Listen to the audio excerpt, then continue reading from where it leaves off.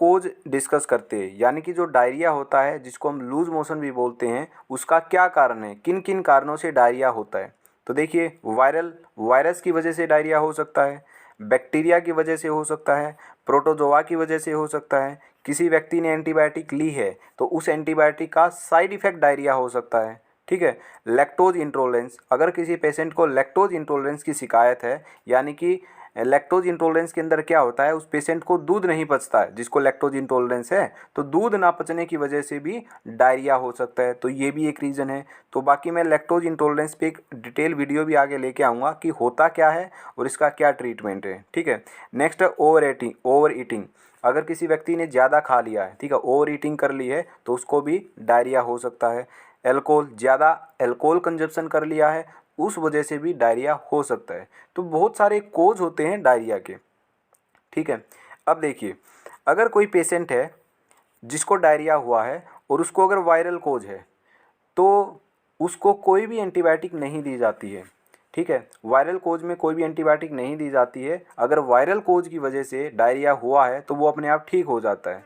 ठीक है। फिर भी अगर डायरिया है, वायरल कोज की वजह से है, तो डायरिया के अंदर क्या होता है, बॉडी से वाटर और इलेक्ट्रोलाइट का लॉस होता है, जिसकी वजह से डिहाइड्रेशन हो सकता है उस पेशेंट के अंदर जिसको डायरिया है वायरल कोज की वजह से। ठीक है। तो उस कंडीशन में एंटीबायोटिक तो नहीं दी जाएंगी, लेकिन उसको ओआरएस ज़रूर दिया जाएगा ताकि डिहाइड्रेशन से बचा जा सके।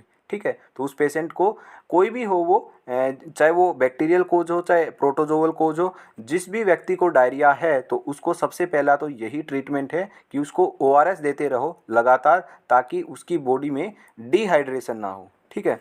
अब बैक्टीरियल कोज और प्रोटोजोअल कोज, अगर बैक्टीरिया या प्रोटोजोआ की वजह से डायरिया है तो उस कंडीशन में एंटीबायोटिक का यूज किया जाता है। बाकी मैं अभी आपको ट्रीटमेंट बताऊंगा तो उसके अंदर आपको पूरा एक्सप्लेन करने वाला हूं क्या क्या एंटीबायोटिक यूज़ करनी है, क्या इसका डोज यूज़ करना है। तो चलिए इसका ट्रीटमेंट देखते हैं, डायरिया को कैसे ट्रीट किया जाएगा। ठीक है। सबसे पहले ड्रग आती है लोपेरामाइड। ठीक है। ये एक एंटी मोटिलिटी ड्रग है। एंटी मोटिलिटी का मतलब क्या होता है, एंटी का मतलब कम करना, ठीक है, अगेंस्ट, मोटिलिटी का मतलब मूवमेंट, यानी कि ये मूवमेंट को कम करेगी। अब किसकी मूवमेंट को कम करेगी, इंटेस्टाइन की मूवमेंट को कम करेगी। ओके। अब देखिए मैं आपको थोड़ा सा समझाता हूँ। देखिए ये मैंने कुछ इंटेस्टाइन का ऐसे पार्ट बनाया। ठीक है। ये यहाँ पे डाइजेस्टेड फूड पड़ा हुआ है। ओके। अब ये जो हमारी इंटेस्टाइन है ना, इसके अंदर मूवमेंट होती है। ठीक है। ताकि जो फूड है, जो डाइजेस्टेड फूड है, वो आगे बढ़ता रहे। ठीक है। ये पूरी मूवमेंट होती है, हमारे पूरा ही जो डाइजेस्टिव ट्रैक्ट होता है ना, उसके अंदर मूवमेंट होती रहती है ताकि जो फूड है वो आगे आगे और आगे बढ़ता रहे। ओके। अब ये जो इंटेस्टाइन है इसकी मूवमेंट हो रही है। ठीक है। अब क्या हो रहा है, जिस भी पेशेंट को डायरिया है उस पेशेंट को अगर लोपेरामाइड दी, तो लोपेरामाइड क्या है, ये एंटी मोटिलिटी ड्रग है, यानी कि ये इंटेस्टाइन की मूवमेंट को कम कर देती है। अब लोपेरामाइड क्या करेगी, लोपेरामाइड क्या है, इस इंटेस्टाइन पे काम करेगी और इसकी मूवमेंट को क्या कर देगी, डिक्रीज कर देगी, कम कर देगी। जिसकी वजह से क्या होगा, जो ये जो फूड है, जो ये डाइजेस्टिव फूड है, जो ये आगे जा रहा था, ये क्यों जा रहा था, ये मूवमेंट की वजह से जा रहा था। अब लोपेरामाइड ने इसकी मूवमेंट को कम कर दिया, अब ये धीरे धीरे आगे जाएगा। अब इंटेस्टाइन को टाइम मिल गया है कि जो ये फूड है, जो ये डाइजेस्टेड फूड है, जो ये आगे जा रहा है, इसमें से जो भी वाटर है, मिनरल्स है, इलेक्ट्रोलाइट है, उनको एब्जॉर्ब करने का टाइम मिल गया। ठीक है। अब देखिए लोपेरामाइड ने क्या किया, इस इंटेस्टाइन की मोटिलिटी को क्या कर दिया, कम कर दिया, जिसकी वजह से इंटेस्टाइन को टाइम मिल गया एब्जॉर्प्शन का। तो ये क्या करेगी, वाटर को, इलेक्ट्रोलाइट को एब्जॉर्ब कर लेगी और ब्लड के अंदर डाल देगी। ठीक है। अब डायरिया के अंदर क्या होता है, लूज मोशन के अंदर क्या होता है, वाटरी फ्लूइड आता है ना, जो फीसीज होते हैं वो वाटरी फीसीज होते हैं। तो अगर ये एब्जॉर्ब कर लेगी, ब्लड के अंदर भेज देगी, इसको टाइम मिल गया, तो फिर क्या है, जो डायरिया है वो होगा नहीं, फिर क्या है, नॉर्मल ही स्टूल पास होगा।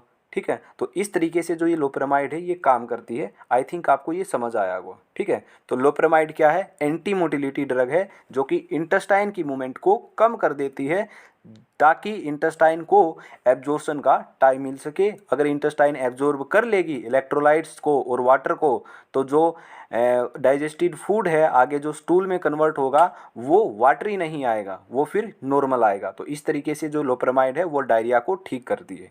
ठीक है। अब इसकी डोज की बात करते हैं, कितना डोज है वो देना चाहिए।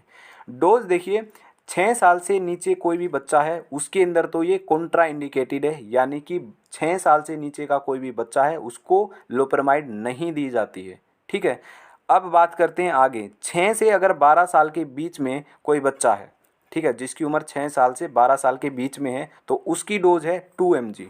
ठीक, मान लिया किसी बच्चे की उम्र 8 वर्ष है और उसको लूज मोशन हो गए हैं, डायरिया हो गया है, तो उसको क्या करना है, डॉक्टर उसको 2 mg देगा लोपेरामाइड। ओके, 2 mg लोपेरामाइड देगा। उसके फिर जो लूज मोशंस हैं वो थोड़ी देर के लिए ठीक हो जाएंगे, मान लिया 3 या 4 घंटे के लिए ठीक हो गए, लेकिन 3 और 4 घंटे के बाद फिर से लूज मोशन हुआ, तो उसके बाद उसको 1 mg लोपेरामाइड देनी है। अब उसको 2 mg नहीं देनी है, अब 1 mg देनी है। तो इस तरीके से जो डोज है ये रहेगी। सबसे पहले तो उसको 2 mg देना है, फिर जब भी उसको लूज मोशन हो तो उसको 1 mg देना है, और दिन में केवल 3 बार ही देना है। ठीक है, तो ये आपको ध्यान रखना है, मैक्सिमम 3 बार दे सकते हो पूरे दिन में। ठीक है, जैसे कि स्टार्टिंग में 2 mg दोगे, अगर फिर उसके बाद 2 mg देने के बाद कुछ टाइम बाद उसको फिर से लूज मोशन हुआ तो उसको 1 mg दोगे। ठीक है, 1 mg दोगे, उसके बाद कुछ टाइम तक उसको राहत मिली, फिर उसको अगर लूज मोशन हुआ तो फिर से उसको 1 mg दोगे। तो इस तरीके से केवल 3 बार ही एक दिन में जो लोपेरामाइड है वो देनी है 6 साल से 12 साल के बच्चे के अंदर। ठीक है, अगर 12 साल से ऊपर जिसकी भी उम्र है तो उसके अंदर एडल्ट डोज होगी। ठीक है, तो उसको 4 mg दिया जाएगा। ठीक है, 4 mg दिया जाएगा। उसके बाद जब भी उसको लूज मोशन होगा तो उसको 2 mg दिया जाएगा, और उसके बाद फिर से उसको अगर हुआ लूज मोशन तो फिर से 2 mg दिया जाएगा। तो इस तरीके से जो ये डोज है ये चलती है। स्टार्टिंग में 4 mg, उसके बाद जब भी रिक्वायरमेंट होगी तो 2-2 mg करके दिया जा सकता है। ठीक है, और इसकी भी वही कंडीशन है, दिन में केवल मैक्सिमम 3 बार दिया जाएगा। ओके, तो ये हो गया लोपेरामाइड के बारे में। तो ये जो लोपेरामाइड है वो इस तरीके से डायरिया को ठीक करती हैं, और ये इसकी डोज रहती है। आई होप आपको ये समझ आया होगा। अब मैं थोड़ा सा इसकी पिक्चर भी दिखा देता हूँ। देखिए, ये रही लोपेरामाइड जो कि 2 mg में आती है। ठीक है, आपको दिख रहा होगा इस तरीके से। नेक्स्ट जो दवा है वो है रेसिकाड्रोटिल। ये दवा भी क्या है, लूज मोशन को ठीक करने के लिए यूज की जाती है। ये एंटी सिक्रेटरी ड्रग होती है। एंटी सिक्रेटरी ड्रग का मतलब क्या होता है, देखिए मैं आपको समझाता हूँ। मैं फिर से इंटेस्टाइन बनाता हूँ। ये मैंने इंटेस्टाइन बनाई, इसके अंदर क्या है, डाइजेस्टेड फूड पड़ा हुआ है। ठीक है, अब क्या होता है, डायरिया होने का एक और क्या रीज़न हो सकता है, जो इंटेस्टाइन है उसके अंदर बैक्टीरिया या फिर कोई भी और कोई भी जो वायरस है या बैक्टीरिया है वो ऐसी सिचुएशन पैदा कर देते हैं कि जो ये इंटेस्टाइन है ना, ये एब्जॉर्ब करने की बजाय, इस फूड में से जो इलेक्ट्रोलाइट या वाटर है वो एब्जॉर्ब करने की बजाय यहाँ से फ्लूइड का सिक्रेशन स्टार्ट कर देती है। अब इंटेस्टाइन के अंदर अगर फ्लूइड का सिक्रेशन होएगा तो जो ये डाइजेस्टिव फूड है इसके अंदर बहुत सारा फ्लूइड हो चुका है, मतलब ये बहुत ज़्यादा वाटरी हो चुका है, तो फिर क्या है, लूज मोशन होएंगे ही होएंगे। ठीक है, तो रेसिकाड्रोटिल क्या करती है, रेसिकाड्रोटिल एंटी सिक्रेटरी ड्रग है, एंटी सिक्रेटरी काम करती है, यानी कि जो ये फ्लूइड का सिक्रेशन हो रहा है इंटेस्टाइन के अंदर, इसको ये बंद कर देती है। अब ये सिक्रेशन अगर बंद हो गया तो फिर क्या है, जो डायरिया है वो ठीक हो जाएगा। तो इस तरीके से जो रेसिकाड्रोटिल है वो काम करती है। यहाँ पे लिखा हुआ है रेसिकाड्रोटिल डिक्रीज करती है इंटेस्टाइनल हाइपर सिक्रेशन को। ठीक है, तो रेसिकाड्रोटिल होती है एंटी सिक्रेटरी ड्रग, जो कि इंटेस्टाइन के अंदर फ्लूइड का सिक्रेशन हो रहा होता है उसको बंद कर देती है। तो इस तरीके से ये डायरिया को ठीक करती है। अब बात करते हैं इसकी डोज की, क्या डोज इसकी रहती है। तो डोज, अगर मैं एडल्ट डोज की बात करूं यानी कि 12 साल से ऊपर की बात करूं, तो ये होती है 100 mg TDS, यानी कि दिन में 3 बार ली जा सकती है 100 mg करके, यानी कि सुबह 100 mg, दोपहर को 100 mg और शाम को 100 mg। तो दिन में 3 बार ले सकते हो 100 mg करके TDS। ठीक है, और मैक्सिमम 7 दिन तक ली जा सकती है अगर डायरिया ठीक नहीं होता है। ठीक है, 7 दिन से ऊपर नहीं लेनी है। मान लिया कोई पेशेंट है जिसको डायरिया है, उसने पहले दिन क्या है 100 mg सुबह ली, दोपहर ली, शाम को ली, नहीं ठीक हुआ उसका डायरिया। अगेन उसने क्या किया, नेक्स्ट डे दूसरे दिन उसको फिर से डायरिया है, तो उसने सुबह भी ली, दोपहर को ली, लेकिन दोपहर जैसे ही उसने 100 mg ली और उसका डायरिया क्या है, ठीक हो गया। ठीक है, तो दूसरे दिन डायरिया ठीक हो गया, तो उसके बाद क्या है, उसको ये जो दवा है ये नहीं लेनी है। कहने का मतलब ये है 7 दिन तक आप ले सकते हो मैक्सिमम, और जैसे ही डायरिया ठीक हो जाता है, वैसे इस दवा का जो ये दवा है ये आपको नहीं लेनी है, बंद कर देनी है। ठीक है, तो आपको जब तक ही लेनी है जब तक डायरिया ठीक नहीं हो जाता है, और मैक्सिमम 7 दिन तक ले सकते हो, ये भी क्राइटेरिया है। तो ये दोनों चीज़ें आपको ध्यान रखनी है। ये तो थी हमारी एडल्ट डोज। अब हम बात करते हैं चाइल्ड डोज की, कि बच्चों के अंदर कैसे दी जाती है। तो बच्चों के अंदर इसका डोज का कैलकुलेशन होता है 1.5 mg पर kg पर डोज। इसका मतलब क्या है, अगर किसी बच्चे का वजन 20 kg है तो उसको हम क्या देंगे, उसको हम देंगे 20 इंटू में 1.5, तो ये कितना हो गया, ये हो गया 30 mg। यानी कि 30 mg देंगे और दिन में 3 बार देंगे। 30 mg सुबह, 3 mg दोपहर, 30 mg दोपहर और 30 mg शाम को। तो इस तरीके से दिन में 3 बार देंगे, और ऐसे इससे कैलकुलेट 5 mg पर kg पर डोज। ठीक है, तो ये हमारा चाइल्ड का डोज होता है। तो यहाँ पे आपको एडल्ट डोज है, जो एडल्ट के लिए आपको ये कैप्सूल भी दिख रहा होगा, रेसिकाड्रोटिल का, जीडोट कंपनी का। ठीक है, 100 mg का आता है। ठीक है, और बच्चों के अंदर क्या है, सैचे यूज किया जाता है, ये आता है ऐसे। तो रेसिकाड्रोटिल का ये सैचे है, तो ये आप देख सकते हो 1 ग्राम का है। 1 ग्राम में 1000 मिलीग्राम होता है।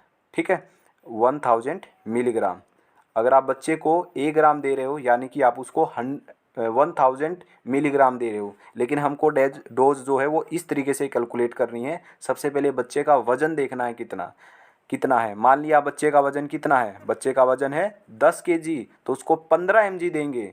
ठीक है, ये नहीं है कि सारा देंगे, 15 mg देंगे। ठीक है, इस बात का ध्यान रखना है आपको। ओके, तो ये हमारा रेसिकाड्रोटिल के बारे में हो गया। मैंने बताया कि लोपेरामाइड किस तरीके से डायरिया को ठीक करती है, और रेसिकाड्रोटिल है वो किस तरीके से ठीक करती है। तो दोनों ही ड्रग के बारे में मैंने आपको बताया। अब आगे देखिए क्या है। देखिए, मान लिया किसी भी व्यक्ति को डायरिया है।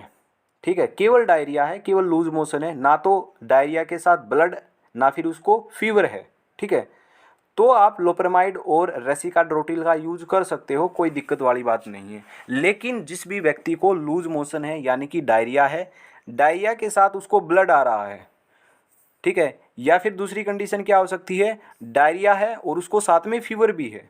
अगर दोनों में से कोई भी कंडीशन है तो ऐसा हो सकता है कि उसकी बॉडी के अंदर इन्फेक्शन है, बैक्टीरिया या प्रोटोजोआ का इन्फेक्शन है, और उसकी वजह से क्या है, डायरिया हुआ है। अगर दोनों में से कोई भी कंडीशन है, डायरिया के साथ ब्लड है या फिर डायरिया है और साथ में फीवर भी है पेशेंट को, तो उस कंडीशन में ना तो उसको रेसिकाड्रोटिल देनी और ना ही लोपेरामाइड देनी है। उस कंडीशन में इन्फेक्शन है, और इन्फेक्शन को ट्रीट करने के लिए हमको एंटीबायोटिक की ज़रूरत पड़ेगी। अब मैं आपको एंटीबायोटिक के बारे में बताता हूँ, कौन सी एंटीबायोटिक यहाँ पे दी जाती है अगर किसी को डायरिया विद ब्लड या फिर डायरिया है और उसको साथ में फीवर है। तो देखिए, यहाँ पे ORS तो यूज करना ही करना है, चाहे डायरिया किसी भी रीज़न की वजह से हो, ORS तो हर पेशेंट के अंदर यूज करना है।